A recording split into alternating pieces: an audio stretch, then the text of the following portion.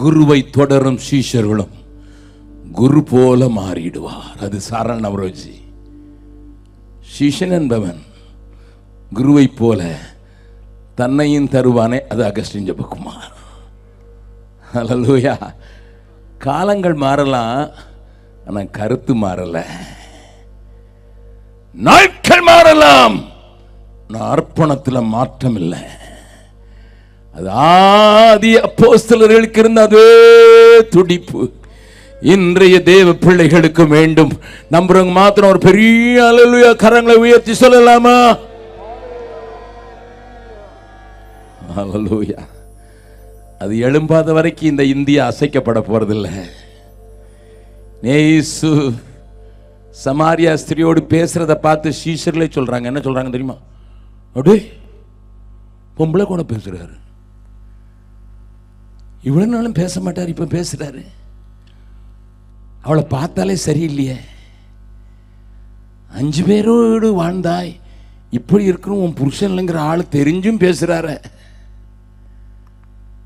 ஆனா ஆண்டவருக்கு தெரியும், இவளை வச்சுதான் சமாரியாவே இழுக்கணும். அவ தான் யாருன்னு சொன்ன, நான் தான் மேசியான்னு சொன்ன உடனே வேதம் சொல்கிறது, குடத்தை விட்டு விட்டு தண்ணிக்கு தான் வந்தா, மறந்துட்டா, தேவையெல்லாம் மறந்துட்டா, மத்தியான வேளையில் தான் வந்தா, அதெல்லாம் விட்டுட்டு ஊருக்குள்ள ஓடி போய் மத்தியானத்தில் எல்லாரும் கூட்டு வந்து பாருங்க, வந்து பாருங்க. என் வேதம் சொல்கிறது முழு பட்டணத்தை கூட்டிட்டா.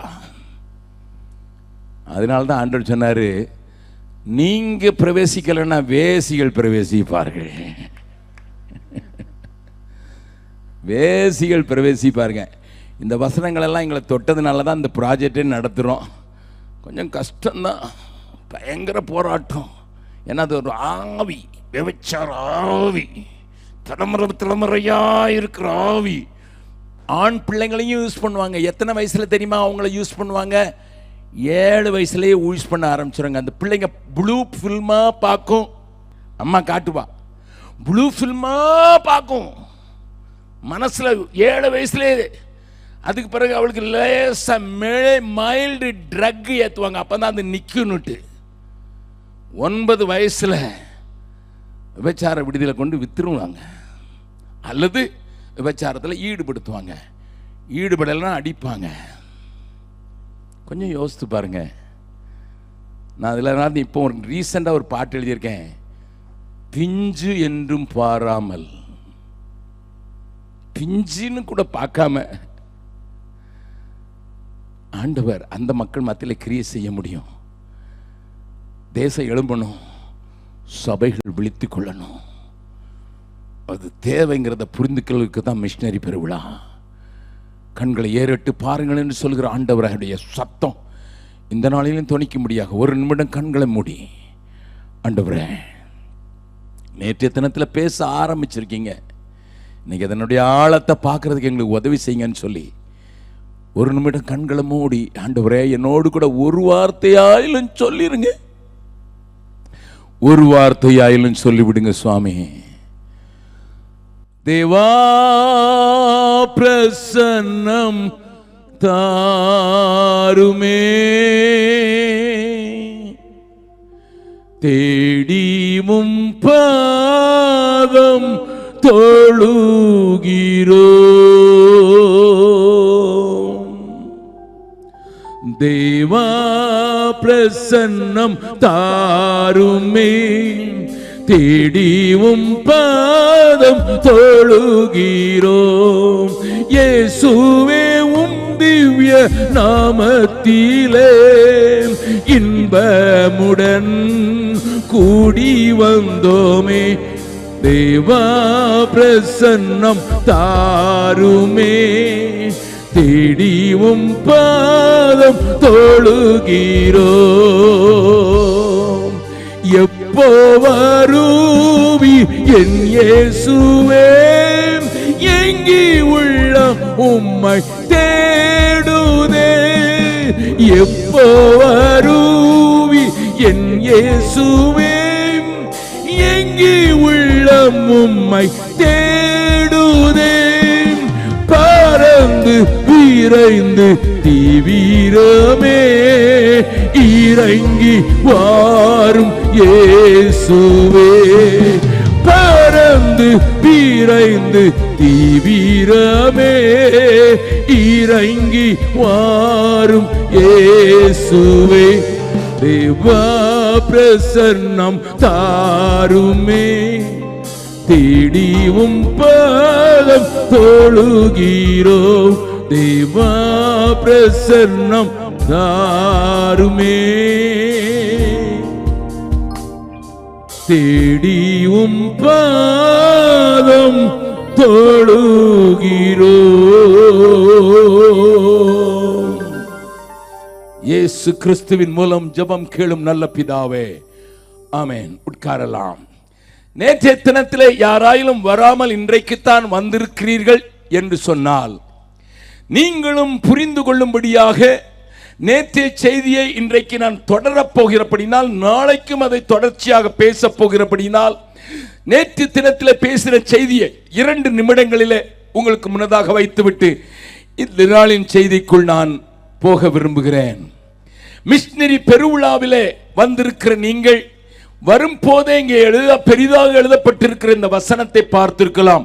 யாரை நான் அனுப்புவேன், யார் நமது காரியமாக போவான் என்று உரைக்கிற ஆண்டவருடைய சத்தத்தை கேட்டேன் என்கிற வார்த்தையை ஏசாயா 6வது அதிகாரத்தின் 8வது வசனத்திலே நாம் பார்க்கிறதை இங்கே பெரிதாகவே எழுதி போயிட்டு இருக்கிறார்கள்.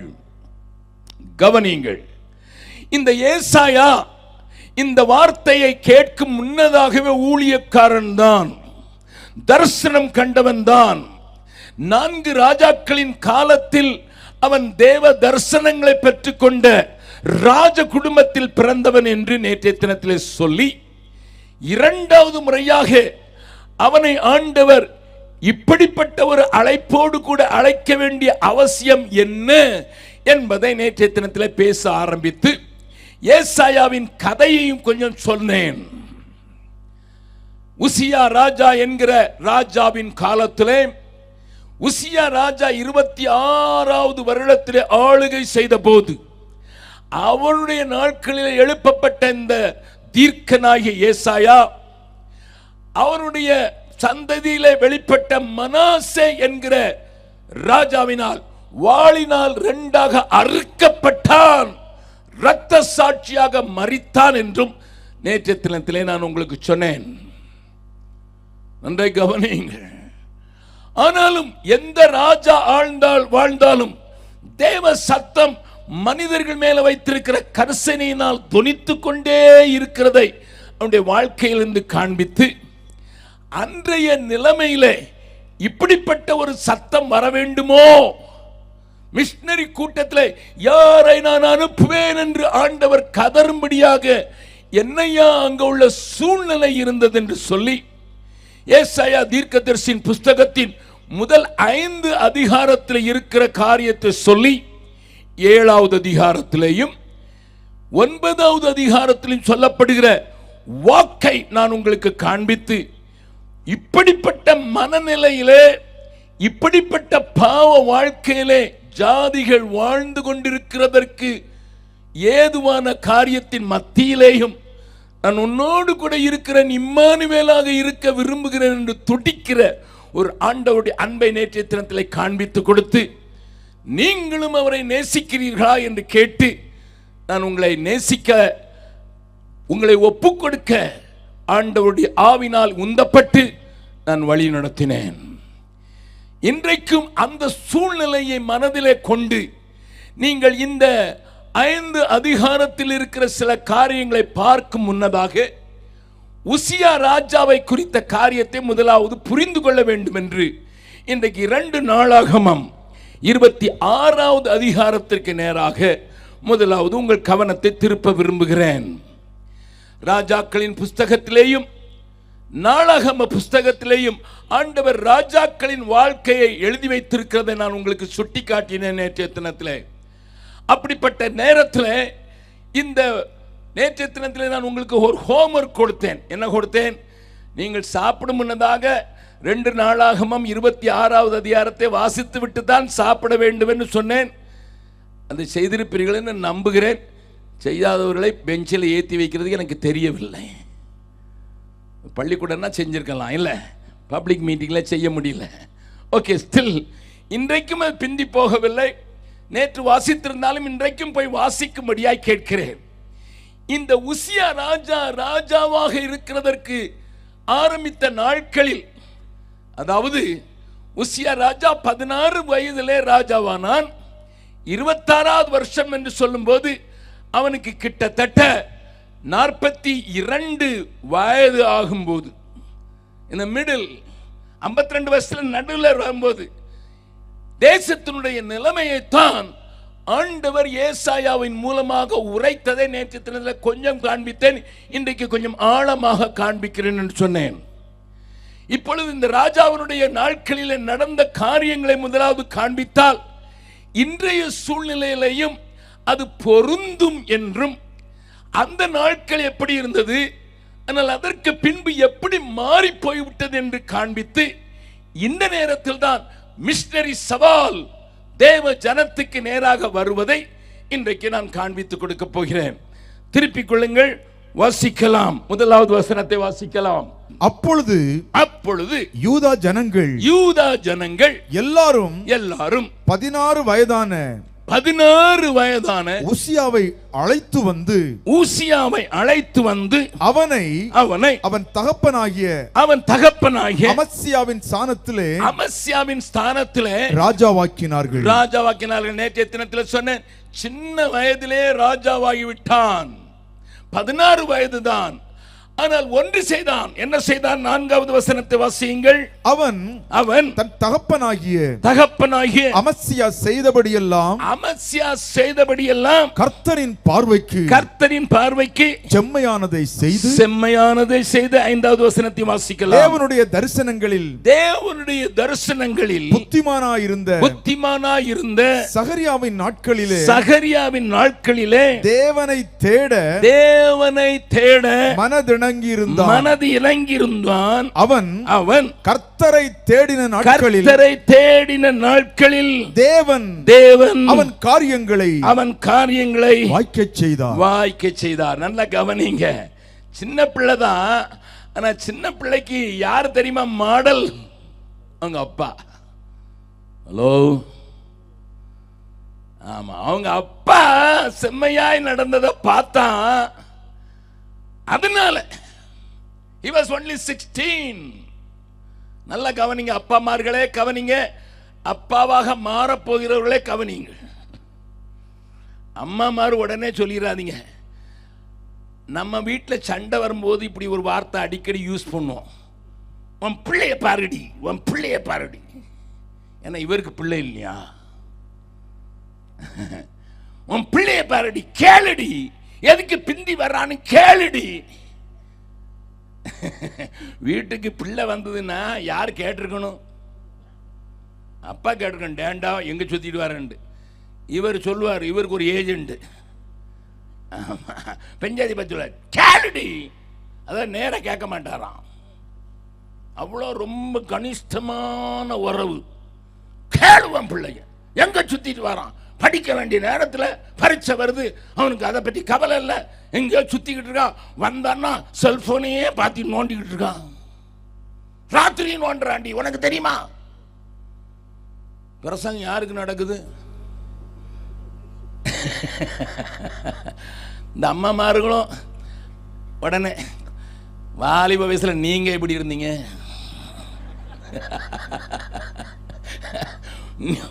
உங்க வண்டவளத்தை உங்க அம்மா சொல்லியிருக்காங்க, எனக்கு தெரியுமா? அப்பனுக்கு பிள்ளை தப்பாம பிறந்திருக்கு.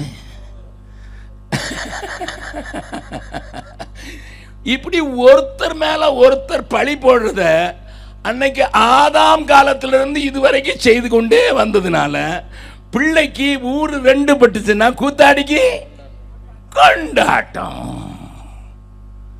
நல்ல கவனிங்க. வீட்டில் அவனுக்கு தெரியும், அப்பாவுக்கு அம்மாவுக்கு என்ன வச்சு சண்டை வருதுன்னா சண்டை நடக்கட்டும், அப்பதான் எனக்கு கொண்டாட்டம். உடனே அம்மாட்ட போய் அடுத்த நாள் காலையில் சொல்லலாம், அம்மா அப்பாட்ட காசு கொடுக்க மாட்டார், ஒரு 50 ரூபா கொடுக்க சொல்லு. இப்போ பிள்ளை அப்பாட்ட போய் கேட்காது, ஏன்னா தெரியும் அப்பா கொடுக்க மாட்டாருன்னு. அம்மாட்ட போய் அதில் குடிங்க கேட்டா அவர் சொல்லாரு 500 ரூபா நோட்டா இருக்குடி, சேஞ்ச் இல்லை. உடனே கொடுத்துட்டான் பாருங்களேன், 10 நாளைக்கு கொடுக்க வேண்டாம் வேண்டாம். அம்மா ரெக்கமெண்டேஷன். பக்கத்தில் கையை பிடிச்சி சொல்லுங்க, பிள்ளையை கெடுத்துறாதீங்க. எனக்கு ஒரு பெரிய நண்பர், நல்ல நண்பர், ஒரு நெருங்கிய நண்பர் இருக்கிறார் சுவிஸ் தேசத்தில். அவருக்கு 25,000 ஏக்கர் நியூசிலாண்டில் இருக்கு. நியூசிலாந்து தேசத்தில் சுவிட்சர்லாண்டில் இருக்கிறவருக்கு 25,000 ஏக்கர் இருக்குது. அவர் வீடுகளை கட்டி விற்கிறவர். அவர் ஒரு பெரிய எக்கனாமிஸ்ட். அவருடைய கதை பெருசு, என் புத்தகத்தில் கொஞ்சம் எழுதியிருக்கேன். அவருக்கு 5 ஆம்பளை பிள்ளைங்க, பொம்பளை பிள்ளைங்க இல்லை. அவங்க ஆபீஸ் ஒன்று இருக்குது. அந்த ஆபீஸை அவங்க பையன் 5 பேரும் வாரத்தில் திங்கக்கிழமை ஒருத்தன், செவ்வாய்க்கிழமை ஒருத்தன், புதன்கிழமை ஒருத்தன், வியாழக்கிழமை ஒருத்தன், வெள்ளிக்கிழமை ஒருத்தன் தொடச்சி சுத்தமானாதான் அவனுக்கு அந்த வாரம் பாக்கெட் மணி கொடுப்பார். அதுல இருந்தா காணிக்க போடணும். நல்லா கவனிங்க. நம்ம நினைச்சுக்கிடுவோம் மேல்நாட்டில் ரொம்ப அப்படியே ஃப்ரீயாக விட்டுறான்னுட்டு. நம்மளை மாதிரி ஃப்ரீ ஆட்கள் கிடையாது. சொல்றதுக்காக சொல்றேன். 5 நாளும் ஒவ்வொருத்தனும் வருவான், துடைப்பான். எனக்கு அந்த பிள்ளைங்களை பார்க்கவே பயமா இருக்கும். 25,000 ஏக்கர் நிலம் நியூசிலாண்டில் வச்சிருக்கிற ஒரு பிள்ளை கையில் துணியை வச்சுக்கிட்டு மேஜை நாற்காலி அங்கே இருக்கிற எல்லாத்தையும் தொடச்சி. நான் ஒரு நாள் அவன்கிட்ட கேட்டேன். அவன் பேர் எலியாஸ்னு, ஒரு 3வது பையன். அவன் என்கிட்ட ரொம்ப ரொம்ப க்ளோஸாக இருப்பான். Elias, how much money you give, your daddy gives, எவ்வளோ பணம்ப்பா கொடுக்குறாரு உங்க அப்பா? அங்கிள், அங்கிள்லாம் சொல்ல மாட்டாங்க. ஜபக்குமார், குட்டி பிள்ளை கூட ஜபக்குமார் தான் பேர் சொல்லும், அது வெளிநாடு. ஜபக்குமார் தெரியுமா, எங்க அப்பா எதுக்கு தெரியுமா எங்கிட்ட வேலை வாங்குறாரு? நான் கேட்டேன் எதுக்குன்னுட்டு. வேலைக்காரன் வச்சா 10 மடங்கு கொடுக்கணும், 1/10 தசம பாகம் கொடுத்து என்கிட்ட வேலை வாங்கிடுறாரு. சரி, மூத்த பையன் பேர் சுந்தர். சுந்தரும் நானும் அவரும் இத்தாலி பார்டருக்கு நாங்க ஒரு கூட்டத்துக்கு போனோம். அங்க போய் 2 நாள் தங்கணும். போற வழியில ஒரு பொம்மை கடையில் அவர் நிறுத்தினாரு. சில பொருட்கள் மற்றவங்களுக்கு கிஃப்ட் வாங்கணும்ட்டு. சுந்தரம் இறங்கி போனா, நான் சுவிட்சர்லாண்டில் பொம்மை எப்படி விற்கிறாங்கிறதுக்காக நானும் பார்க்க போனேன். அப்போ ஒரு சின்ன பொம்மை அதை சுந்தர் எடுத்து, அவருடைய மூத்த மகன் பேர் சாது சுந்தர் சிங், அவருக்கு பிடிக்கும், அதனால சுந்தர்னு வச்சிருக்காரு. அதை எடுத்து அப்படி பார்த்துக்கிட்டு இருக்கும்போது அவன் கடைக்காரன்கிட்ட இது நான் வாங்குறேன் அப்படின்னு சொல்றான். நல்லா கவனிங்க. நீங்களும் நானும் பிள்ளை வளர்க்கறதுக்கு படிக்கணுங்கிறதுக்காக சொல்லி கொடுக்குறேன். சின்ன பொம்மையை காட்டிக்கிட்டு சொல்றான் இதை வாங்கணுண்டு. அவங்க அப்பா வந்தாரு. டேய் என்ன செய்யற? அவன் சொன்னான், நீங்க கொடுத்த பணத்தில் காணிக்க போக மீதி எனக்காக ஒரு சின்ன பொம்மை வாங்குறேன். அதாவது நான் சம்பாதிச்ச பணம். அவர் சொன்ன, நீ தான் சம்பாதிச்ச ஜோமண்ணியா? கடைக்குள்ள வச்சு கேட்கிறாரு. சுவிட்சர்லாண்டில் ஏன் முன்னால அவனை ஏன் முன்னால கேட்டனா அவனுக்கு பயங்கர கோவம் வந்துச்சு. சின்ன பையன் தான், 13 வயசு இருக்கும். கோவம் வந்துட்டு, hey daddy, you are putting me in shame before Jebakumar. Jebakumar முன்னால என்ன வெக்கப்படுத்துறீரு. அவர் சொன்னாரு, வெக்கெல்லாம் படத்துல சரியான கேள்விதான் கேட்டேன். ஜோமண்ணியா? அவன் சொன்ன, ஏன் காசு, நான் சம்பாதிச்ச காசு, உன் ஆஃபீஸை தொடச்சி அதில் காணிக்க போட்டுட்டு மீதி காசில் தான் வாங்குறேன், நீர் என்ன வாங்கக்கூடாதுன்னு சொல்லிடு. அவன் சொன்ன, வச்சிரு. அழுதுகிட்டே காரில் ஏற போனான். நான் சொன்னேன், நான் வாங்கி கொடுக்குறேன்டா தம்பி சுந்தர், வாடா நான் வாங்கி கொடுக்குறேன். அவர் உடனே சொன்னார், Jebakumar, do not spoil my child, என் பிள்ளையை கெடுத்துறாத. ஐயா நல்லா யோசித்து பாருங்க, பிள்ளைய எப்படி வளர்க்குறீங்கிறது கொஞ்சம் மெல்ல சொல்லிடுறேன். ஏன்னா மிஷினரியா பிள்ளைய வளர்க்கணுன்னா நீங்கள் முதல்லலாம் மோசையை வளர்க்கும் போதே கொஞ்சம் பார்த்து தானே வளர்க்கணும், சாமியலை வளர்க்கும் போதே கொஞ்சம் பார்த்து தானே வளர்க்கணும். அதுக்காக சொல்கிறேன், நல்லா கவனிங்க. கொஞ்சம் மெதுவாகவே தான் பேசுகிறேன், எல்லாருக்கும் விளங்கும்படி தான் பேசுகிறேன். வழியெல்லாம் இட்டலி வரைக்கும் அழுதான். இட்டலி வரைக்கும் நாங்கள் பார்டர் போகிறது வரைக்கும் அழுதான். 3 மணி நேரம் ட்ராவல் பண்ணுறோம். அங்கே இறங்கின உடனே அவங்க அப்பா பிடிச்சி, daddy I am so sorry, என்னை மன்னிச்சிருங்க. இந்தியாவிலேருந்து ஒரு மனுஷன் வந்திருக்கும்போது அவர் முன்னால் நான் ஒழுங்காக நடந்திருக்கணும். நான் நடக்கலை டாடி, என்னை மன்னிச்சிருங்க. நீங்கள் காட்டின வழியில் நான் நடந்திருக்கணும், நடக்கலை டாடி, மன்னிச்சிருங்கன்னு சொல்லி அவர் உடனே கட்டிக்கிட்டு போகும்போது நான் உனக்கு 2 பொம்மை வாங்கி தரேன்னு வாங்கிட்டு நின்று அதே கடையில் நின்று 2 பொம்மை என் காசில் வாங்கி தரேன், உன் காசில் வாங்க தரேன்னு வாங்கி கொடுத்தாரு. இதுதான் ஏன் அப்பா. கரங்களை தட்டி ஆண்டவர் மகிமைப்படுத்தலாமா?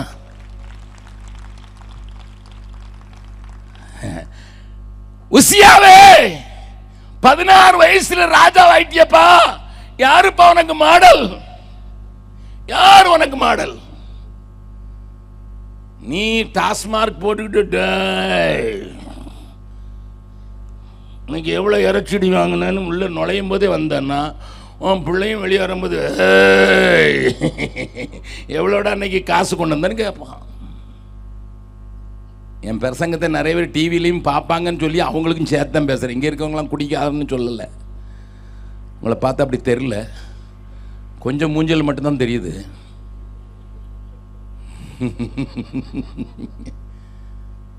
பதினாறு வயசுல ராஜாவாயிட்டான். நான் ஒன்று தெரியும், எங்கள் அப்பா நடந்த வழியில் நான் நடந்தா, தேவனுக்கு செம்மையாய் நடந்தா நான் ஆளுகை செய்ய முடியும். Learn from the word of God. உசியா ராஜா 52 வருஷம் வாழ்ந்தான்.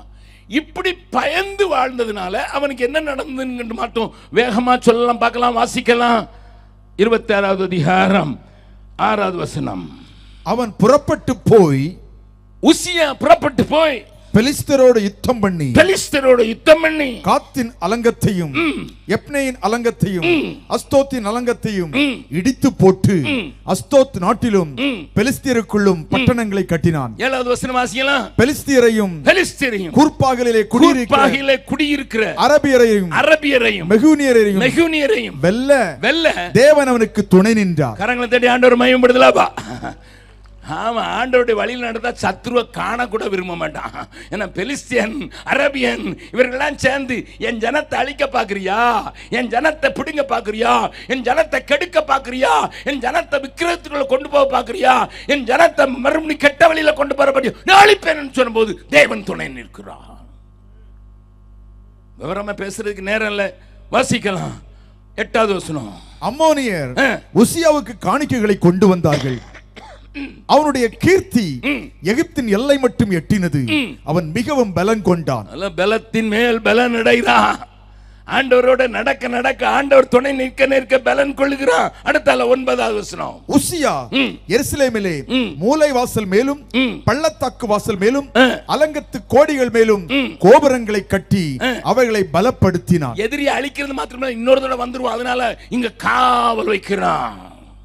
தேசத்துல எதிரி வந்துடக்கூடாது, என் ஜனங்களை அழிச்சிடக்கூடாது, என் ஜனங்களை கெடுத்துடக்கூடாதுன்னு அலங்கத்தின் மேலே அவர்களை உட்கார வைக்கிறான். பாருங்க அடுத்தால. அவனுக்கு பள்ளத்தாக்கிலும் சமபூமியிலும் அநேகம் ஆடு மாடுகளும் மலைகளிலேயும் வயல்வெளிகளிலும் பயிர்க்குடிகளும் திராட்சை தோட்டக்காரரும் உண்டாயிருந்தபடியால் அவன் வனாந்தரத்திலே கோபுரங்களை கட்டி அநேக துறவுகளை வெட்டினான். அவன் வெள்ளாண்மை பிரியனாயிருந்தான். கிரீன் ரெவல்யூஷன் தான். ஒரு பச்சை பச்சேன்னு தேசத்தையே மாத்தி விட்டான். ஜனங்களை முதல்ல பாதுகாத்தான், அதுக்கு பிறகு எச்சரிப்பு அவர்களை தடுக்காதபடி காவல்காரில் வைத்தான், 3வது செழிக்கிறதுக்கு வைத்தான். இது ஊழியக்காரனுக்கும் பொருந்தும், குடும்பத்தை நடத்துற தகப்பனுக்கும் பொருந்தும், ஸ்தாபனத்தை நடத்த என்ன போல தலைவர்களுக்கும் பொருந்தும். Your church should be protected to start with. Your church not only protected from the enemies, but also they must receive your warning signal when enemy envies against you. Then it goes further. Your people must be prosperous, satisfied. இதை நம்ம தலைகீழ செய்வோம். நல்ல கவனிங்க, முதல்ல உன் பிள்ளை பாதுகாக்கப்பட வேண்டும்.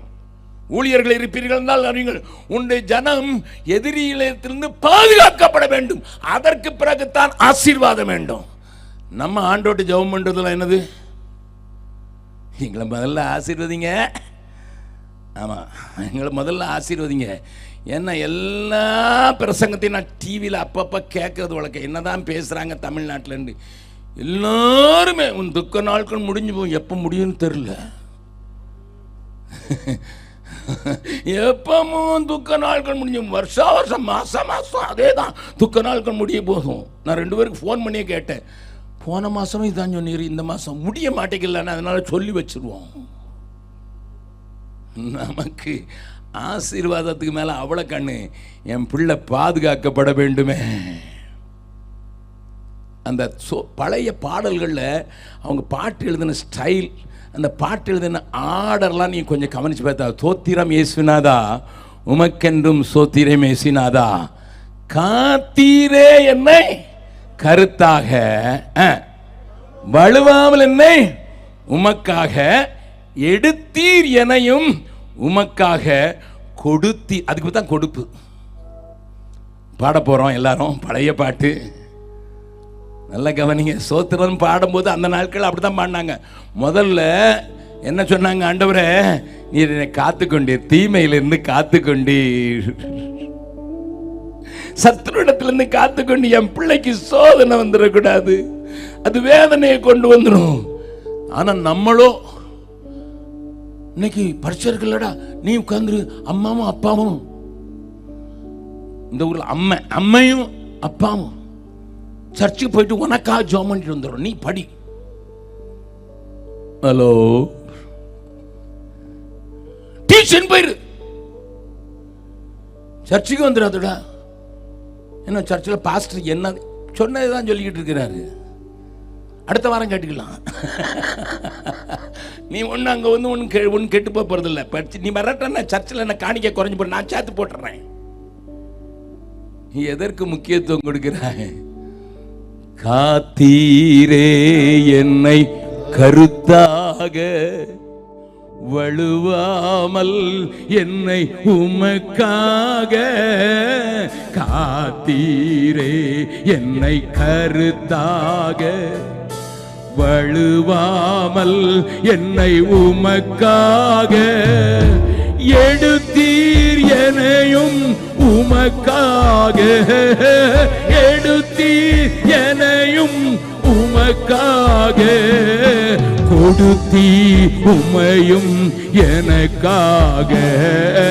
கரங்களை உயர்த்தி ரம் துதி பாத்திரா, இன்று என்றும் என்றும் துதித்திடுவே. சோத்திரம் துதி பாத்திரா, என்றும் என்றும் துதித்திடுவே. கண்ணின் மணி போல் காத்தீரே எம்மை, துதியே துதியே துதித்திடுவே. கண்ணின் மணி போல் காத்தீரே என்னை, துதியே துதியே துதித்திடுவே. அண்ணலே உந்தன் அருளாலே அடியாரை கண் பார்த்தீரே, அண்ணலே உந்தன் அருளாலே அடியாரை கண் பார்த்தீரே. மன்னாயமக்கும் நீதானே, நீதானே, என்னாலும் எங்கள் துணை நீரே. சோத்திரம் துதி பாத்திரா, என்னை இன்றும் என்றும் துதித்திடுவே. தீயோ நம்புகள் தாக்காதே எம்மை, துதியே துதியே துதித்திடுவே. தீயோ நம்புகள் கதே எம்மை, துதியே துதியே துதித்திடுவே. தேவா நீருந்தன் சிறகாலை தினமும் மூடி காத்தீரே, இறகாலே தினமும் மூடி காத்தீரே. தீதணுகாதும் மறைவினிலே மறைவினிலே தேடி உமதடி தங்கிடுவே. சோத்திரம் துதி பாத்திரா உம்மை என்றும் என்றும் துதித்திடுவேன். சோத்திரம் துதி பாத்திரா உம்மை என்றும். பக்கத்துல இருக்க கையை பிடிச்சு கேளுங்க, உன் பிள்ளைக்கு முதல்ல என்ன வேணும்? யாரோ சொல்றாங்க நகை நட்டு. நல்ல கவனி, உன் பிள்ளைக்கு வேண்டியது பாதுகாப்பு. சத்துருடைய கைகளில் இருந்ததுக்கு முதல்ல பாதுகாப்பு. அதுக்கு தான் நகை போட்டுக்க, நட்டை போட்டுக்க, அதுக்கு பிறகு போல்ட்டையும் போட்டுக்க. லோ மெனி டைம்ஸ் உனக்கு சேர்த்து வச்சிருக்கம்மா, துபாயில போய் சேர்த்து வச்சிருக்கேன். இங்க இங்க அது கஞ்சா அடிச்சிட்டு தெரியுது. கவனி, because we lost the priority which is important. எதுக்கு முதலிடம் கொடுக்கணுமோ அதுக்கு முதலிடம் கொடுக்காம அதை பிரியாரிட்டி மாறினதுனால தான் நம்ம குடும்பங்களில் ஒரே சமாதான குறைச்சல், சண்டை, போராட்டம். கல்யாணத்துலேயும் போராட்டம், கல்யாணம் ஆன பிறகும் போராட்டம், பிள்ளை பிறந்த பிறகும் போராட்டம், பிள்ளைக்கு பிள்ளை பெற்ற பிறகும் போராட்டம். நிற்க மாட்டேங்கி. வாழ்க்கை என்பது போராட்டமே. உசியா தேவன் துணை நிற்கும்போது செய்த முதல் காரியம், எதிரிகள் அழிக்கப்பட வேண்டும், எதிரி வராதபடி கோபுரங்களை கட்ட வேண்டும், காவல்காரர்களை வைக்கிறதுக்கு. அதுக்கு பிறகு வேளாண்மையில this is the order. இப்ப நடக்கிறது கேளுங்க, கொஞ்சம் பார்க்கலாம். வாசிங்க. இப்ப 15வது வசனத்தின் பின்பகுதியை வாசிங்க.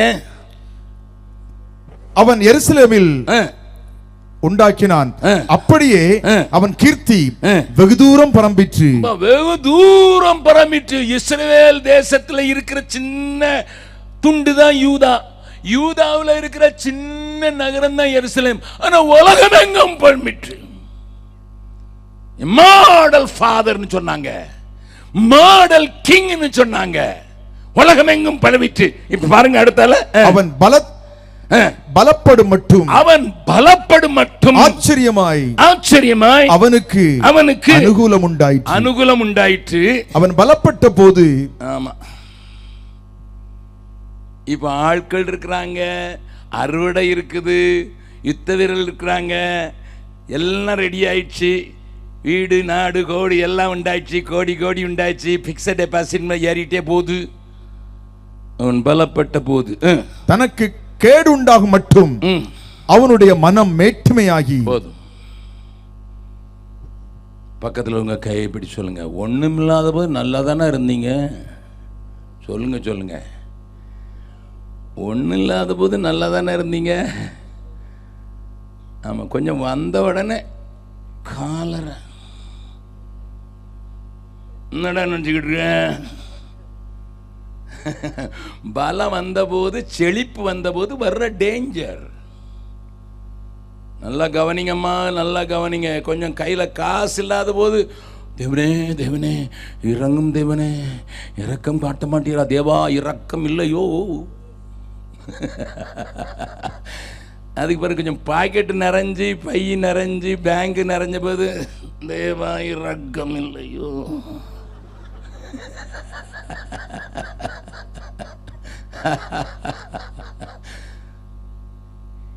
இவனுக்கு மனமேட்டிவ வந்ததுனால தான் இப்ப தானே சொல்ல போறது கவனிங்க. இவனுக்கு மனமேட்டிம வந்தது போது இஸ்ரவேல்ல என்ன நடந்தது? The first 26 years was very very good. முதலாவது 26 வருஷம் ரொம்ப நல்லா இருந்துச்சு. இப்போ எல்லாம் சரியாயிடுச்சு. protection is there, prosperity is there. இன்னும் படிச்சு பார்த்தீங்கன்னா productivity is there. ஆமா, முன்னால சும்மா இருந்தாரு, இப்ப எங்க அப்பா ஃபேக்டரிக்கு ஓனர் தெரியுமா? ஆமா, முதல்ல நான் தான் 10 ரூபாயாவது கிடைக்காதான்னு வேலைக்கு உடனே இப்ப நான் 15 பேரை வச்சு வேலை வாங்குறேன் தெரியுமா? முன்ன நான் தான் தேங்காய் மரத்துல ஏறி தென்னை மரத்துல ஏறி தேங்காய் பறிச்சேன். இப்ப தேங்காய் பறிக்கிற ஒருத்தரும் கிடைக்க மாட்டேங்கிறான். உங்க ஊரு கதை தான். என்ன பிரதர், தென்னை மரம்லாம் ஒன்றும் அப்படியே காய்ச்ச கிடக்குது, ஒண்ணுங்க ஒருத்தனும் கிடைக்க மாட்டேங்கிறான். ஒரு காய்க்கு 2 ரூபா கேட்கிறான். காயை விட 3 மடங்கு காசு கேட்கிறான். எல்லாம் உனக்கு திமிரு பிடிச்சு போய் அலைகிறான். இவர் தான் தேங்காய் பறிச்சவர் முன்னால.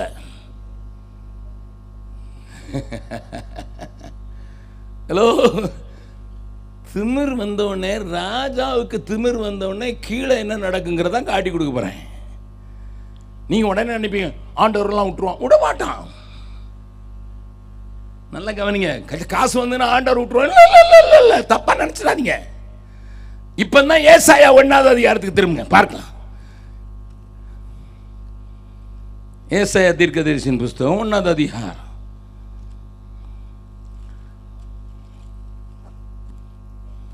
ராஜாவுக்கு பலம் வந்துச்சு, பெருமை வந்துருச்சு.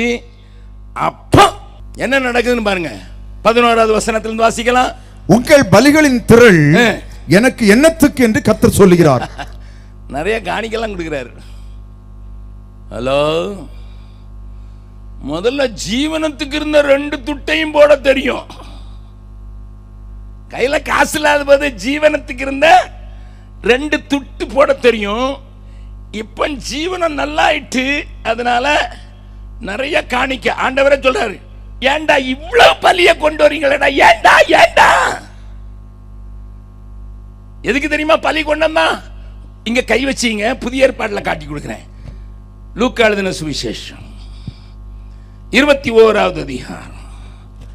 லூக்கா எழுதின சுவிசேஷம் 21வது அதிகாரம். அங்க நான் சொன்ன வசனத்தினுடைய முதல் காரியத்தை பார்க்கலாம். 4வது வசனம்.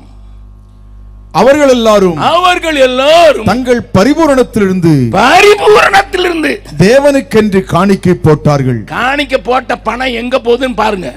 அடுத்த வசனத்தை வாசிங்க. பின்பு சிறந்த கற்களினாலும் காணிக்கைகளினாலும் தேவாலயம் அலங்கரிக்கப்பட்டிருக்கிறதை குறித்து. சொல்லுங்க சார். இவர் காணிக்க கர்த்தருக்கு கொடுக்கல. எதுக்கு கொடுத்தாரு? குடில் கட்டுறதுக்கு 1.5 கோடி. உங்க ஊர்ல தானே. வாங்குடில் பெருசா, ஏன் குடில் பெருசா?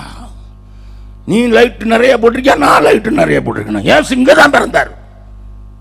உங்க அருமனையிலையும் தருமனையிலும் பிறந்தாரா? உங்க ஊர் கதெல்லாம் எனக்கு தெரியும் சொல்றீங்க. என் கூட பாதி பேர் நாகர்கோவில் தான் இருக்காங்க. கொஞ்சம் யோசித்து பாருங்க ஐயா. காணிக்க கொடுத்தாங்களாம். ஆண்டவர் கேட்டார், உன் பலிகளின் திரள் எதுக்குப்பா? நிறைய கொண்டு வந்துட்டா? நிறைய கொண்டு வந்துட்ட. கொண்டு வந்து என்ன செய்யற? இருதயத்தில் கேடுண்டாக மட்டும் பலப்பட்ட போது. அந்த வசனத்தை வாசிங்க. காணிக்கையினால் என்ன செஞ்சாங்களா? தேவாலயம் அலங்கரிக்கப்பட்டிருக்கிறது குறித்து. தேவாலயம் அலங்கரிக்கப்பட்டிருக்கிறதை குறித்து சிலர் சொன்னபோது போதும். நல்லா கவனிங்க. அருமையான, நீங்க நல்லா இருக்கணும்னு நல்லா இருக்கக்கூடாதுன்னு சொல்லல. கொஞ்சம் லைட் கிட்டெல்லாம் போட்டு இருக்கணும்னு சொல்லக்கூடாதுன்னு சொல்லல. ஆனா ஆண்டவர் கேட்கிறாரு. இப்போ ஏசாயா 1:11 வாசிங்க. உங்கள் பலிகளின் திரள் எனக்கு என்னத்துக்கு என்று கர்த்தர் சொல்லுகிறார். ஆட்டுக்கடாக்களின் தகன பலிகளும் கொழுத்த மிருகங்களின் நினவும் எனக்கு ஆரோசியமாயிருக்கிறது. It is an abomination. காளைகள் ஆட்டுக்குட்டிகள் கடாக்களுடைய இரத்தத்தின் மேல் எனக்கு பிரியமில்லை. 12வது வசனம் வாசிங்க. நீங்கள் என் சன்னதியில் வரும்போது என் பிரகாரங்களை இப்படி மிதிக்க வேண்டும் என்று. நீங்க வீட்டுல போய் படிச்சு பாருங்க 50வது சங்கீதம். எப்பா என்கிட்ட இல்ல, நான் உங்ககிட்ட கேட்டேன். காட்டுல இருக்கிறதெல்லாம் ஏன் இதாண்டா? ஆட்டு மந்தையில இருக்கலாம் ஏன் ஆடுதாண்டா? பூமி மந்த நிறைவு ஏண்டாண்டா? உன்கிட்ட கேட்டானா? காணிக்க கொடுக்க கூடாது இல்ல, எதுக்கு கொடுக்கிற? That is very important. What for you give? நல்லா கவனிங்க. பக்தன் பாடுனா, ஆத்ம ஒன்றும் ரட்சிக்காமல் வேட்கத்தோடே ஆண்டவா வேறும் கையனாக உம்மை கண்டு கொள்ளல் ஆகுமோ? தெரிந்தவர்கள் பாடலாமா? கரங்களை உயர்த்தி. ஆத்மா ஒன்றும் ரட்சிக்காமல் வேட்கத்தோடே ஆண்டவா வேறும் கையனாக உம்மை கண்டு கொள்ளல் ஆகுமோ? தேவரீர் கை தாங்க சற்றும் சாவு கஞ்சி கலங்கே ஆயினும் நான் பலன் காண உழைக்காமல் போயினே. ஆத்மா ஒன்றும் ரட்சிக்காமல் வேட்கத்தோடே ஆண்டவா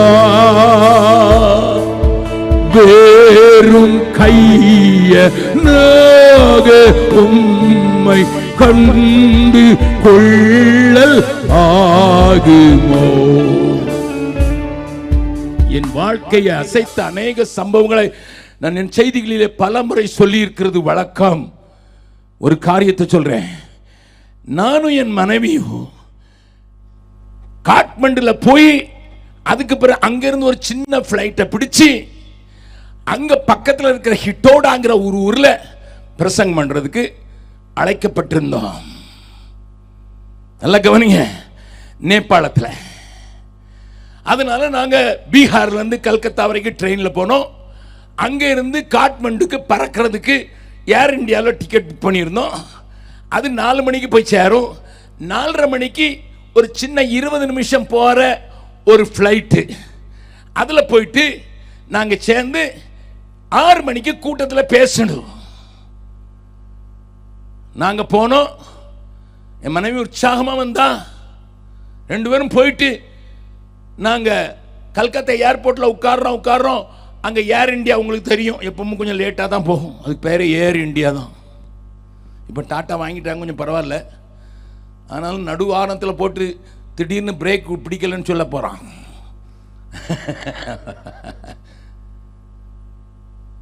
அரை மணி நேரம் தான் லேட்டாக போச்சு. அது போக போக இறங்கி 40 நிமிஷம் ஆச்சு. எங்களை கூப்பிட 2 சகோதரர் வந்திருந்தாங்க. சூமோ வண்டி வந்தது. நான் வெளியே போகும்போது சொன்னேன், டே தம்பி, அந்த ஃப்ளைட் போயிடுச்சு. நம்ம வேற ஃப்ளைட்டு கிடையாது, சாயங்காலம் இனிமேல் அடுத்தால ஃப்ளைட்டு கிடையாதுன்னு இறங்குற இடத்துல அங்கே ஒன்றும் லைட்லாம் கிடையாது. அதனால் அது போயிட்டு திரும்பணும். போயிடுச்சு. என்னடா செய்ய போகிறோம், இன்றைக்கி மீட்டிங் அவுட்டு. ஏன்னா ரோட்டு வழியாக போனால் 6 மணி நேரம் இருக்கும். காட்மண்டுலேருந்து ஹிட்டோடா போகிறதுக்கு 6 மணி நேரம் ஆகும். நல்ல ரோடு தான். ஆனால் சுற்றி போகிறோம் 6 மணி நேரம். நான் சொன்னேன், இப்போ 4:30 ஆயிடுச்சு, 5 போகுது. நம்ம போய் சேரனா 11 மணி ஆயிரும். ஜனங்கள்லாம் வீட்டுக்கு போயிடுவாங்க. நாங்கள் இன்னைக்கு கூட்டம் கோல் தானே. யார் சொன்னதுன்னு அவன் சொன்னான். யார் சொன்னது? நாங்கள் இருக்கிறோம். நீங்கள் பின்னால் யாருங்கன்னா ஒரு டீ வாங்கி கொடுத்தான். 2 பேரையும் பின்னால் உட்கார வச்சுட்டு அவங்க 2 பேரும் முன்னால் வந்து எந்த வழியில் போனான்னா இருட்டிட்டு வேறு செஞ்சிச்சு. குதிரையில் போகிறத காட்டிலும் மோசமாக இருந்துச்சு. மேலே டம என் தலை 10 நேரம் மேலே அடிச்சது. என் மனைவியை மடியில் படுத்து தன் தலையை காப்பாற்றி கொண்டாள். இப்போ என் தலை மேலே டமால் 10 நேரம் 2.5 மணி நேரத்தில் கொண்டு வந்து விட்டானுங்க. 7:30 மணிக்கு போய் இறக்குனா போன உடனே மைக்கை கையில் கொடுத்துட்டாங்க. என்ன தெரியும் உங்களுக்கு, 7:30 மணிக்கு கொடுத்தா 9:30 மணிக்கு தான் முடித்தேன். முடித்த உடனே என்னை அமித்னு ஒருத்தர் வீட்டில் சாப்பிட்றதுக்கு கொண்டு போனதும் தங்குறதுக்கும் கொண்டு போனாங்க. அவன் ஒரு பெரிய கான்ட்ராக்டர் ஹிட் அவுடால. அமித் வீட்டுக்கு போகும்போதே நான் சொன்னேன், டேய் அமித், அவன் பீகார் ஆள், ஆனால் நேபாளிய கல்யாணம் கட்டி அங்கே கான்ட்ராக்டராக இருக்கான். நான் அவன்கிட்ட சொன்னேன், டேய் சாப்பாடுலாம் ரெடினே, நீங்கள் சாப்பிட்டுட்டு படுத்தலாம். நான் சொன்னேன், சாப்பிட்டுட்டு படுக்கிற மாதிரிலாம் இல்லை, எலும்பெல்லாம் சுக்குநூறாக உடஞ்சி போச்சு, யாராவது மசாஜ் பண்ணி விட்டாதான். அதனால தான் வரமுனால ஜெயந்த்ராஜ் மசாஜ்காரனே ரெடியாக வச்சுருந்தார் எனக்கு. இங்கே நான் போடுற போட்டில் கொஞ்சம் இதெல்லாம் பிடிச்சி விடணுன்ட்டு. நல்லா கவனிங்க, மசாஜ்காரனை கொண்டு வானே, 9 மணிக்கு கிடைப்பானாப்பான்னு சொன்னேன். கொண்டு வர்றேன்னு சொல்லி 10 நிமிஷத்தில் கொண்டு வந்துட்டான். 10 நிமிஷம் அவன் கடுகு எண்ணெயை நல்லா காய வச்சு கொண்டு வந்தான். கொண்டு வந்தானே நான் அவனை பார்த்து கேட்டேன், உன் பேர் என்னடா? டாக்கூர். டாக்கூர் எந்த ஊருப்பா? நானும் பீகார் தான், மோத்திஹாரி. சரி, எத்தனை வருஷமா அந்த ஊரில் இருக்க? 13 வருஷமா இருக்கேன். ஆமாம். நான் கேட்டேன், நீ என்னைய தொடமுனால ஒரு வார்த்தை கேட்குறேன்ப்பா, இயேசுவை தெரியுமா? அவன் ஒரு பார்பர், முடி வெட்டுருவேன். அந்த ஊரில் சின்ன ஊர், 40,000 பேர் கூட இருக்க மாட்டாங்க, 25,000 பேர் தான் இருப்பாங்க. சின்ன ஊர், இந்த ஜெபசிங்கெல்லாம் கூட அங்கே போயிருக்கிறாரு. சின்ன ஊர் தான். அந்த ஊரில் 17 சபை, 17 சபை இருக்கிறதுல இவன் 13 வருஷமா அங்கே முடி வெட்டான். அவன் தலையை சொரிஞ்சிட்டு சொன்னான், இயேசுவா அப்படி ஒரு ஆள் முடிவெட்டவே வரலையே. அடப்பாவி, நான் சொன்ன ஊர்ல எல்லாம் முடி வெட்டிருக்க, இயேசுக்கு முடி வெட்டினது இல்லையா? வந்தா தானே வெட்டுவேன். நல்லா சிரிக்கிறீங்க. சுற்றி சுற்றி ஊருக்கு சபை இருக்குது. ஆனால் இன்னும் நிறைய பேருக்கு உங்கள் ஊரில் சரியாக இயேசு தெரியாது, தெரியுமா? இந்தியாவில் தெரியாது, தெரியுமா? தமிழ்நாட்டில் 50,000 ஊழியக்காரன் இருக்கான், 50,000. ஆனால் வடக்க இன்னும் நிறைய பேர் இல்லை, தெரியுமா? நான் அவனை உட்கார், நீ என்னை தொடமுனால நீ இயேசு அறிஞ்சு கொண்டுட்டு இயேசுவை சொல்லி 1/2 மணி நேரம் அவனுக்கு சுவிசேஷம் சொல்லி அவனை பாவ சங்கீர்த்தனெல்லாம் பண்ண வச்சு முழங்காலில் வச்சு கை வைக்க அழுகுறான். இது தெரியாமல் போச்சேன்னு சொல்லி அழுகிறான். அவனுக்கு ஒரு புதிய ஏற்பாடை வாங்கி கொடுத்து இப்போ மசாஜ் பண்ணு. நல்ல கவனி, எனக்கு இந்த சம்பவம் மறக்கவே செய்யாது. 17 சபை இருக்குது, 13 வருஷமா எல்லாருக்கும் முடி வெட்டுறவன். ஆனால் யாருமே இயேசு சொல்லலை. நல்லா கவனிங்க, நல்ல கவனிங்க. ஆத்மா ஒன்று ரட்சிக்காமல் அவர்கிட்ட போக முடியாது. நம்ம பலிகள் கொண்டு போயிரும் நினைக்கிறோம், காணிக்க கொண்டு போயிரும் நினைக்கிறோம். நோ, உன் உறவு சரியில்லைன்னா காணிக்க கொண்டு வரும்போது அங்கே வச்சிரு, போய் சரியாயிட்டு வா, அதுக்கு பிறகு எனக்கு கொடுத்தா போதும். இது இயேசு. எத்தனை பேருடைய பலியை ஆண்டவர் ஏற்றுக்கொள்வார்? அதனால தான் கேட்கிறார், எதுக்கு பாவாண்ட நான் கேட்டனா? காணிக்க இந்த காணிக்க கொடுன்னு கேட்டனா? இந்த பலிகளின் திரள், ஆடுகள், காளைகள், ஆட்டுக்குட்டிகள், கடாக்கள். 13வது வசனத்தை வாசிங்க. இனி வீண் காணிக்கைகளை கொண்டு வர வேண்டாம். இதான் மத்தல நாங்களா கவனிங்க.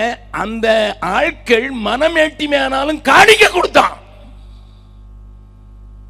We cannot gauge people according to their giving. Please understand. முன்னால காட்டிலும் இப்ப நிறைய காணிக்க வருது பிரதர்னு சொல்லி எந்த ஊழியத்தையும் அளந்துடாதீங்க. அது ஜெபிசானாலும் சரிதான். There is a temptation that you will gauge people. இவ்வளோ காணிக்க இந்த ஊழியத்துக்கு கொடுக்குறாங்க, எவ்வளவு பெரிய ஊழியம். Stop that. போன வருஷம் நாங்கள் 5000 பேருக்கு ஞானஸ்தானம் கொடுத்தோம். ஒரு வருஷத்தில் 5000 people. போராட்டம் உண்டு, கொரோனா உண்டு, இதன் மத்தியில் நாங்கள் 5000 பேருக்கு ஞானஸ்தானம் கொடுக்க கர்த்தர் உதவி செய்தார். கரங்களை உயர்த்தி ஆண்டவருக்கு நன்றி செலுத்தலாமா? ஆமாம். ஆனால் நான் சொல்கிறேன், என் டேபிளுக்கு ரிப்போர்ட் வருது, இந்த ஃபீல்டில் இத்தனை பேருக்கு ஞானஸ்தானம், இந்த ஃபீல்டில் இத்தனை பேருக்கு ஞானஸ்தானம். நீங்கள் நம்பினாலும் சரி நம்ம முழங்காலில் வந்து என் ஆஃபீஸில், ஆண்டவரே இவ்வளவு பேர் நான் கொண்டு வரும். ஒரு நாளைக்கு இந்தியாவில் 67,000 பிள்ளை பிறக்குது ஆண்டவரே. பீகார்ல ஒரு நாளைக்கு 6,000 பிள்ளை பிறக்குது ஒரு நாளைக்கு. நாங்க ஒரு வருஷத்துல 5000 பேருக்கு தானே ஞானஸ்தானம் கொடுத்துருக்கோம். சபையே, எதிலே வெற்றி முழக்கமிடுகிறாய்? எதிலே களி கூறுகிறாய்? 30 வருஷமா விசுவாசியான ஒரு ஆளை ஆண்டவர்களை கொண்டு வரல. என்ன பிரயோஜனம்? என்ன பிரயோஜனம்? அல்லது கொண்டு வர்றவங்களுக்கு அது உதவி செய்தியா? நீங்க நம்பினாலும் சரி நம்பாட்டாலும் சரி, சகோதரர்கள் வச்சுக்கணும்னு சொல்றேன்.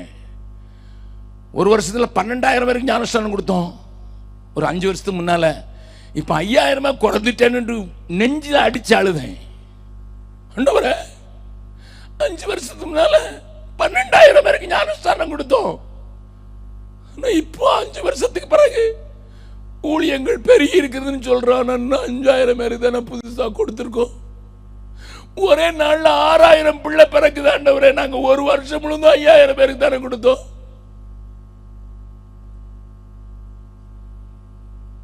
சபையே, how much you spend yourself for winning people? பவுல கேட்டா சொல்றான், நான் செலவு பண்ணவும் செலவு பண்ணப்படவும் விரும்புகிறேன். கர்த்தனோடு கூட இடைப்படுகிறார். ஒரு காணிக்கை தூக்கி கொடுத்தாச்சே போதுன்னு நினைச்சிடாதீங்க. ஆண்டவன் காணிக்கை எனக்கு எதுக்கு? பரலோகத்துக்கு ஆத்துமாக்கள்ல வேணும். இங்க ஆத்மா பாஸ்டர் வந்து போது சொன்னார், 250 பேர் ஒவ்வொரு வாரம் வெளியே போய் எங்கேயாவது சுவிசேஷம் சொல்ல. Praise the Lord for this church. But how many churches are doing it? கோபுரம் கட்டினோம், குடில் போட்டோம், லைட் போட்டோம், வெடி போட்டோம், பட்டாசு எல்லாம் போட்டோம், சரவெடி போட்டோம், கிறிஸ்துமஸ்க்கு போட்டோம், ஈஸ்டருக்கு போட்டோம். அந்த சரவெடியில இருக்கிற அந்த எண்ணிக்கைக்காவது ஒரு 4 பேரை கொண்டு வந்துட கூடாதாப்பா? அம்மா, இது தேவனுடைய ஏக்கத்தை தான் நான் உங்ககிட்ட சொல்றேன், வேற ஒன்றும் சொல்லல. வெறுங்கையாய் பரலோகத்தில் வந்திடேன் இயேசுநாதா. ஆண்டவரிடத்தில் இந்த பேச வேண்டிய அவசியம் உண்டு. ஒவ்வொரு விசுவாசியும் தேவனிடத்தில் பேச வேண்டிய அவசியம் உண்டு. எத்தனை பேரை தேவனுக்கு கொண்டு சம்பாதித்தேன், என் காணிக்கை எத்தனை பேரை கொண்டு வந்தது. If my offering is just to put a big stone, நாங்க கட்டின எந்த கட்டடத்திலையும் வந்து பார்த்தீங்கன்னா அங்கே ஸ்டோனே வைக்கல. யார் கட்டினா, யார் திறந்தா, யார் செக்ரட்டரியாக இருந்தா, யார் பிரசிடெண்ட்டாக இருந்தா, யாருக்கு கமிட்டி மெம்பராக இருந்தா, என்ன போடலாம் வெட்டிடுவான். கல்லே பார்க்க முடியாது. ஏன்னா நாங்கள் கல் வைக்கிறதுக்கு காசை செலவழிக்கிறதுக்கு ரெடியாக இல்லை. கர்த்தரிடத்தில் ஜீவன் உள்ள கற்களாக ஆத்துமாக்களை நிறுத்துறதற்கே செலவு பண்ணப்பட வேண்டும். நல்லா கவனிங்க. சபையோ சபையின் மக்களோ எங்கேயோ போயிட்டு இருக்குமோ. உசியா ராஜா விழுந்தாச்சுன்னா உசியா ராஜாவுக்கு எல்லாம் சேர்ந்த உடனே மேட்டி வந்துனா ஜனங்களுக்குள்ள ரிலிஜியஸ் ஃபெஸ்டிவல் அதிகமாயிரும். இன்னைக்கு சென்ட்ரல் கவர்மெண்ட்ல இருக்கிற கவர்மெண்ட் உங்களுக்கு தெரியும், இந்த நாட்கள்ல எல்லா கோயிலையும் பண்டிகை பயங்கர ஆடம்பரமா இருக்கு. முன்னால அட்ரஸ் தெரியாத இருந்த கோயிலெல்லாம் இப்ப பண்டிகை, பயங்கர பண்டிகை. ஒரே ஆட்டம் பாட்டம், டிஜே வச்சு டம்மு டிம்மு டம்மு டிம்மு. அவனுக்கு ஹார்ட் அட்டாக் இதனாலே வந்துச்சு. டாக்டர்களுக்கு வியாபாரம் பெருகுது. என் சபையே, என் அருமை தேவ மக்களே, அன்னைக்கு மாதிரி சாராள் நவரஜ் பாரி அழுது கரைஞ்சி பாடுகிற பாடல்கள் வெளிப்படாதோ. என் ஜனம் பாவத்தில் மாழ்கிறதே, என் உயிர் தந்தேன் மண்ணுயிர்க்கே, எத்தனை நன்மைகளோ உனக்காக நான் செய்தேனல்லோ.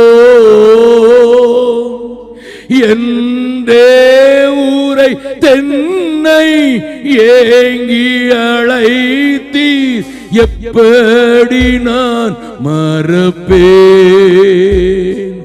என்றே ஊரை தென்னை ஏங்கி அழைத்தீர், எப்படி நான் மறப்பேன்.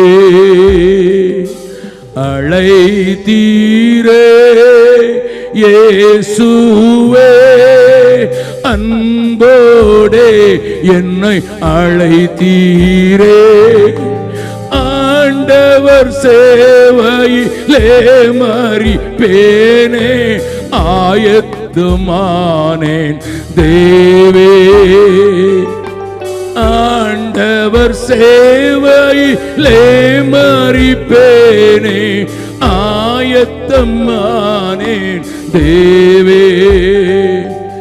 அழைத்தீரே. பாடலாமா? என் ஜனம் பாவத்தில் மாழ்கிறதே, என் உயிர் தந்தேன் மண்ணுயிர்க்கே, எத்தனை நன்மைகளோ உனக்காக நான் செய்தேனல்லோ. என் துயரதொனியோ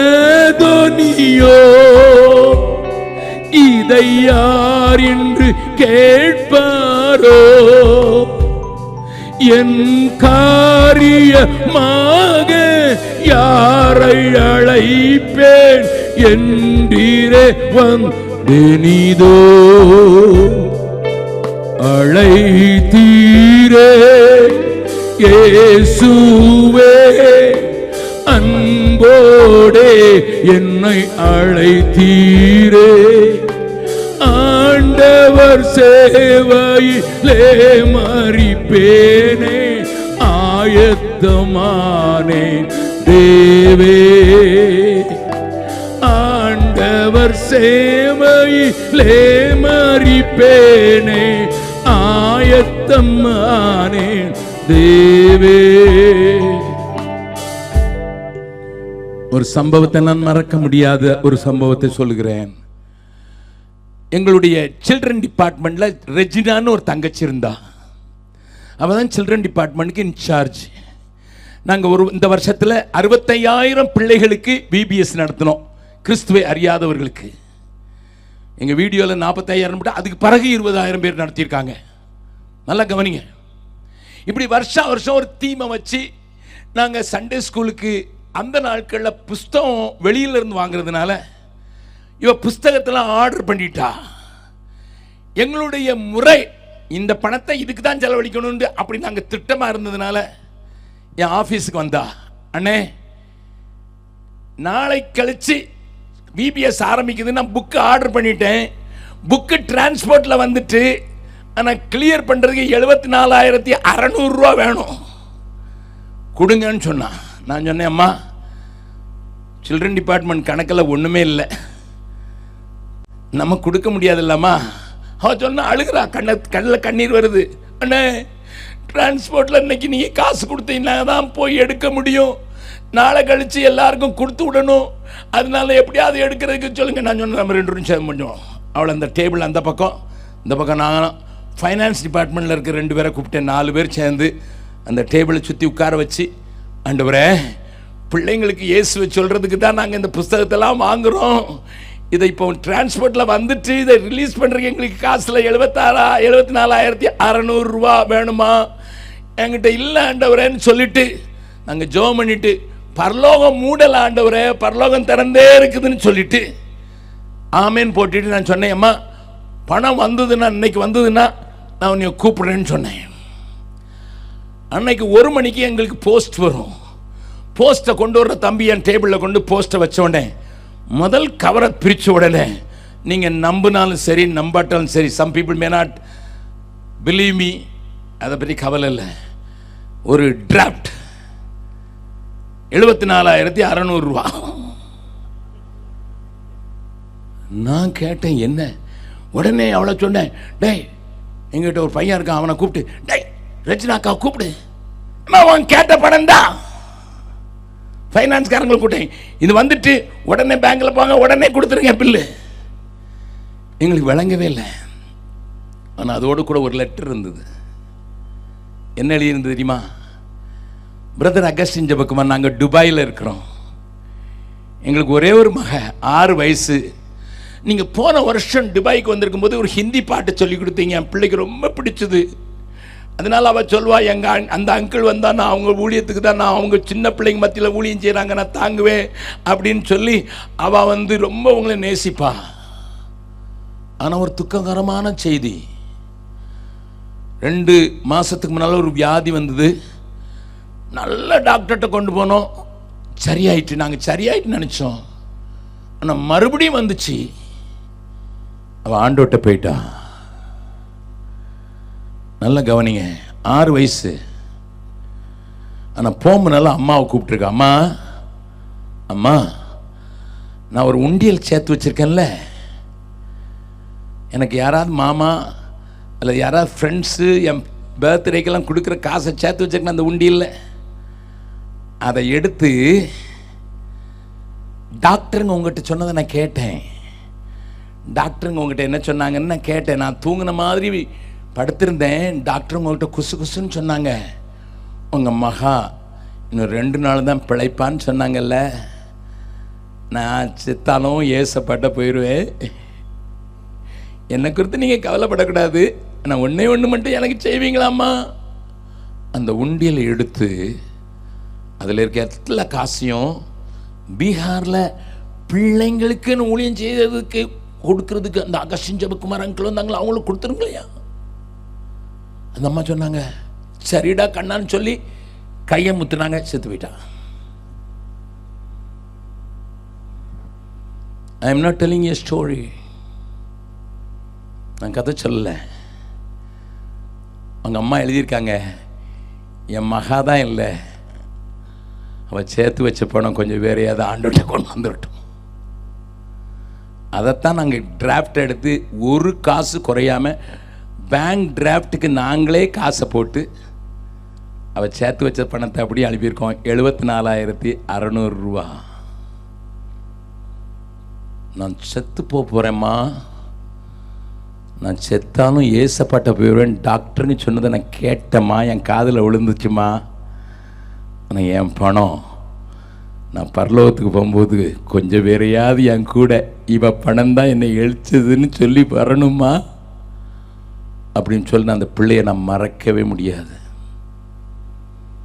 my dear people of God, அந்த ஒரு 2 வசனத்தை மட்டும் காட்டி கொடுக்குறேன். ஏசாயா 1வது அதிகாரம் 14வது வசனத்தையும், உங்கள் மாத பிறப்புகளையும், மாத பிறப்பு உண்டு, உங்கள் பண்டிகைகளையும், உன் பண்டிகை உண்டு, என் ஆத்மா வெறுக்கிறது, அவைகள் எனக்கு வருத்தமாயிருக்கிறது, அவைகளை சுமந்து இளைத்து போனேன். 15, நீங்கள் உங்கள் கைகளை விரித்தாலும் என் கண்களை உங்களை விட்டு மறைக்கிறேன், நீங்கள் மிகுதியாய் ஜெபம் பண்ணினாலும் கேளேன். ஜெபமும் இருக்குது, உங்கள் மாத பிறப்பு ஆராதனை இருக்குது, பண்டிகை இருக்குது, பலி இருக்குது, காணிக்கை இருக்குது, கொண்டாட்டம் இருக்குது. இதை சொல்லிட்டு ஆண்டவர் சொல்றாரு, உன் பாவங்கள் இரத்தாம்பர சிவப்பா இருந்தாலும் அதை வெண்மை போல மாற்றி தேசத்தின் நன்மையை புசிய கொடுப்பேன்னு சொல்றவர் நல்ல ஆண்டவர் இன்னைக்கு சாயங்கால கூட்டத்தில் வந்திருக்காரு. நீங்க வீட்டில் போய் இந்த அதிகாரத்தை வாசித்து பாருங்க.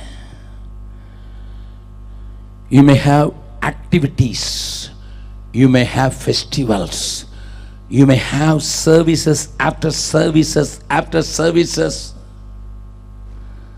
ஆனால் கர்த்தருக்கு பிரியமானதை செய்யறதுக்கு நானும் என் காணிக்கையும் என் ஆராதனை அங்கீகரிக்கிறதுக்கு எதுவாவது தரையா இருந்தா ஆண்டவர் அழைக்கிற அழைப்பு காருங்க. அந்த வசனத்தை வாசித்திரலாம். 18வது வசனம், வழக்காடுவோம் வாருங்கள் என்று கர்த்தர் சொல்லுகிறார். 19வது வசனத்தை வாசிக்கலாம். வழக்காடுவோம் வாருங்கள் என்று கர்த்தர் சொல்லுகிறார். உங்கள் பாவங்கள், இது என்ன பாவம்? கொண்டாட்டத்துக்கு குறைச்சல் இல்லப்பா, கொண்டாட்டத்துக்கு குறைச்சல் இல்லடா, மேளத்துக்கு குறைச்சல் இல்லடா, லைட்டுக்கும் ஸ்பீக்கருக்கும் குறைச்சல் இல்லடா.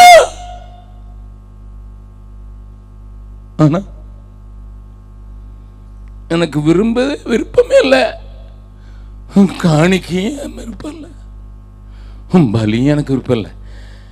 என்ன 17வது வசனம், நன்மை செய்ய படியுங்கள், நியாயத்தை தேடுங்கள், ஒடுக்கப்பட்டவனை ஆதரித்து திக்கற்ற பிள்ளையின் நியாயத்தையும் விதவையின் வழக்கையும் விசாரியுங்கள். அதை சொல்லிட்டு சொல்றாரு, வழக்காடுவோம் வாருங்கள் என்று. பாவங்கள் சுவேரென்றிருந்தாலும் உறைந்த மலையை போல் வெண்மையாகும், அவைகள் இரத்தாம்பர சிவப்பாய் இருந்தாலும் பஞ்சை போலாகும். நீங்கள் மனம் பொருந்தி செவி கொடுத்தால் தேசத்தின் நன்மையை புசிப்பீர்கள். கர்த்தர் உனக்கு ஆசீர்வாதத்தை தருவதற்கு முன்னதாக உன்னை அங்கீகரிக்கிறதுக்கு உன் இருதயத்தில் இருக்கிற ஆத்துமாக்களினுடைய பாரத்தை பார்த்து வந்திருக்கிறார். கூடி வந்திருக்கிற ஜனங்கள் நீங்கள் விசுவாசிகள் தான். நேற்று தினத்தில் நான் ரட்சிப்புக்கு அழைப்பு கொடுத்தேன், இயேசுவை நேசிக்கிறதற்கு உங்களுக்கு அழைப்பு கொடுத்தேன். நீங்கள் எல்லாரும் இயேசுவை நேசிக்கிறோம் என்று சொன்னீர்கள்.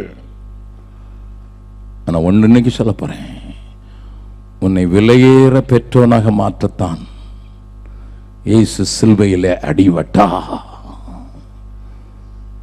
இயேசு சிலுவையில் அறியப்பட்டதுக்கும் தன்னுடைய விலைவேற பெற்ற ரத்தத்தை உனக்காக சிந்தி, உன் அக்கிரமம் எவ்வளவுதான் இருந்தாலும் அது சிவேர் என்றிருந்தாலும் வெண்மையாக்க வேண்டும் என்று தன்னுடைய ரத்தத்தை சிந்தின ஆண்டவர் உன்னையும் உன்னுடைய காணிக்கைகளையும் நீ ஆத்துமாக்களை ஆபாயம் பண்ணி பரலோகத்துக்கு வரும்போது வாசலில் நின்று உன்னை வரவேற்பதற்கும் வாஞ்சிக்கிற ஒரு நல்ல ஆண்டவர் உண்டு.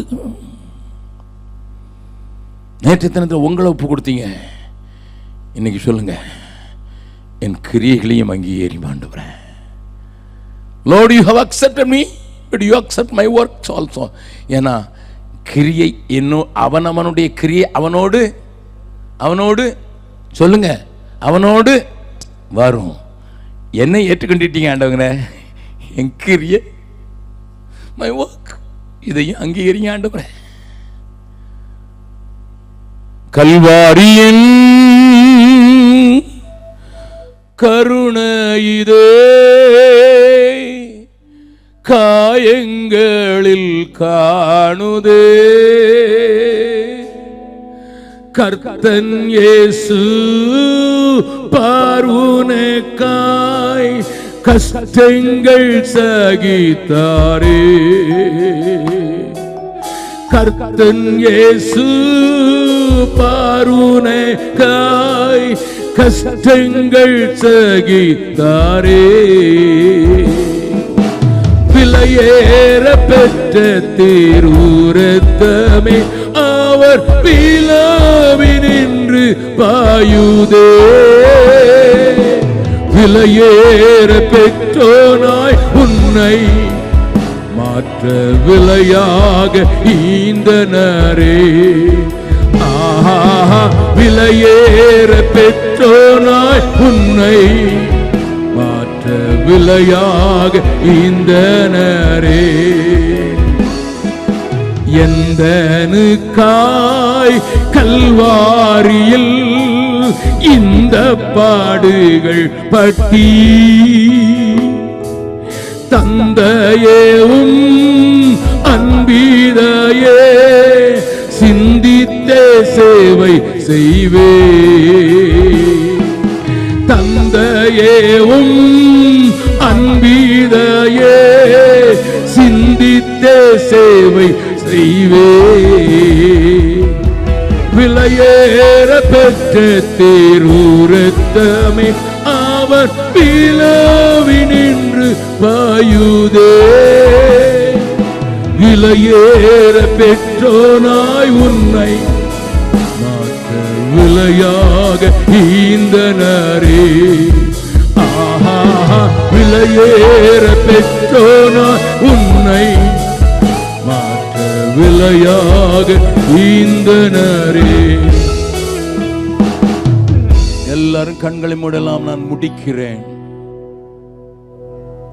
இதற்கு பிறகு யாரும் எழுந்திருக்க கூடாது. ஒருவேளை தூரத்திலிருந்து வந்திருக்க போயிருக்கலாம், அவளை விட்டு விடுங்கள். Do not disturb the work of the Holy Spirit now. தேவாவியான ஒரு அசைவாடி உன்னுடைய கரத்தை பிடித்து உன்னையும் உன்னுடைய கிரியையும் நான் அங்கீகரிக்கிறேன். உன் அன்பின் கிரியை நான் அங்கீகரிக்கிறேன். நீ அன்பின் நிமித்தம் நேற்று சொன்னாய், அன்பின் நிமித்தம் செய்த கிரியையை நான் ஏற்றுக்கொள்கிறேன் என்று என்னை பார்த்து தேவனை சொல்ல வேண்டும் என்று சொல்லு. எல்லாரும் கண்கள் மூடி இருக்க. Brother Augustine Jebakumar, I will not waste my energy, I will not waste the offering, I will not waste my time. எப்படி ஆயிலும் பரலோகத்துக்கு போகும்போது அந்த சின்ன பிள்ளை போல நான் சாக போறேம்மா, 6 வயசு தான்மா, நான் 2 நாள்ல ஏசப்பாட்ட போயிடுவோம்மா, நான் என் கூட என் கிரியை வர்றதுக்கு நான் சேர்த்து வச்சேன்ல, சந்தோஷமா சேர்த்து வச்சேன், அதெல்லாம் கொஞ்சம் பெரியாவது பரலோகத்துக்கு கொண்டு வர வேண்டும் என்று துடித்த அந்த பிள்ளையை போல பரக்காதினி சந்தாராலாடி நீராலாக்காதினி சம்பருலகனா சங்க என் கிரியையும் தேவன் அங்கீகரிக்க வேண்டும் என்று சொல்கிறவர்கள் உங்கள் வலதை கையை தூக்கி காண்பித்தால் உங்களுக்காக ஜெபிக்க விரும்புகிறேன். நேற்றைய தினத்தில் என்னை ஒப்புக் கொடுத்தேன், ஆண்டவர் என்னை ஏற்றுக்கொண்டார், இன்னைக்கு என்னுடைய கிரியை ஆண்டவர் ஏற்றுக்கொள்ள வேண்டும் என்று சொல்கிறவர்கள் கிட்டத்தட்ட எல்லாருடைய கரங்கள் மேலே போய் இருக்கிறது. அப்படியே எழுந்து நிற்கலாமா? 2 கரங்களை வானத்துக்கு நேராக உயர்த்தி, ஆண்டவரே அப்பா என்னை முழுவதும் அர்ப்பணித்தேன் ஐயா, உயிருள்ள நாட்கள்லாம் உமக்கு சொந்தம் என்கிற அந்த காடலுடைய 2 கவியை மாத்திரம் பாட போறோம். இருதயத்தின் ஆழத்திலிருந்து ஃபாதர் எழுதின அந்த பாடல் உங்களுக்கு தெரிந்திருக்கும். ஒரு அர்ப்பணிப்போடு கூட ஆண்டவர் நம்மை ஏற்றுக்கொள்கிறார். உள்ளம் உடல் எல்லாமே உமக்கு தந்தேன் ஐயா, கள்ளம் கபடி இல்லாமல் காத்துக்கொள்ளுவேன்.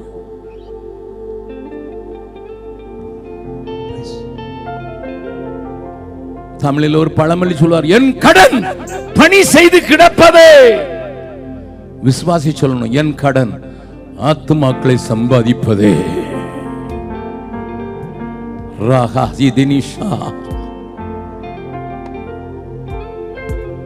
அப்பா என்னை முழுவதும் அர்ப்பணித்தேன் ஐயா. கரங்களை கூப்பி சொல்லலாமா? உயிரோடு இருக்கும் நாளெல்லாம் உமக்கு சொந்தம் ஐயா. அப்பா என்னை முழுவதும் அர்ப்பணித்தேன் ஐயா, உயிரோடு இருக்கும் நாளெல்லாம் உமக்கு சொந்தம் ஐயா. அர்ப்பணித்தேன் நான் அர்ப்பணித்தேன், அர்ப்பணித்தேன் நான் அர்ப்பணித்தேன், என் ஆவி ஆத்ம சரீரம் அர்ப்பணித்தேன், என் ஆவி ஆத்ம சரீரம் அர்ப்பணித்தேன். அப்பா என்னை முழுவதும் அர்ப்பணித்தேன் ஐயா, உயிரோடு இருக்கும் நாளெல்லாம் உமக்கு சொந்தம் ஐயா. அப்பா என்னை முழுவதும் அர்ப்பணித்தேன் ஐயா, உயிரோடு இருக்கும் நாளெல்லாம் உமக்கு சொந்தம் ஐயா. உள்ளமுடல் எல்லாமே உமக்கு தந்தேன் ஐயா, உள்ளமுடல் எல்லாமே உமக்கு தந்தேன் ஐயா. கள்ளம் கபடு இல்லாமல் காத்து கொள்ளும் ஐயா, கள்ளம் கபடு இல்லாமல் காத்து கொள்ளும் ஐயா. அப்பா உன்னை முழுவதும் அர்ப்பணித்தேன் ஐயா, உயிரோடு இருக்கும் நாளெல்லாம் உமக்கு சொந்தம் ஐயா. அப்பா என்னை முழுவதும் அர்ப்பணித்தேன் ஐயா, உயிரோடு இருக்கும் நாளெல்லாம் உமக்கு சொந்தம் ஐயா.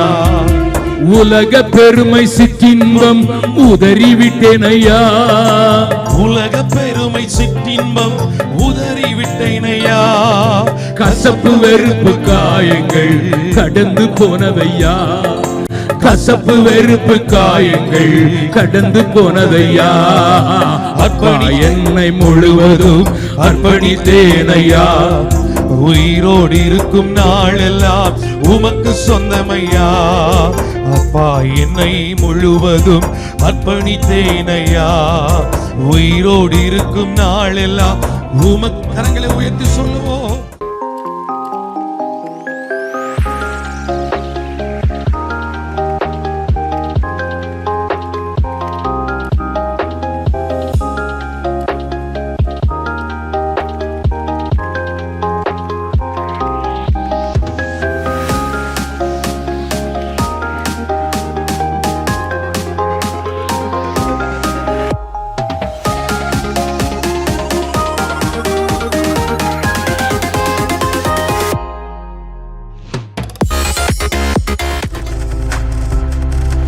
நீங்கள் பார்த்து கொண்டிருப்பது உங்கள் ஜாய் டிவி. உங்கள் துக்கம் சந்தோஷமாய் மாறும்.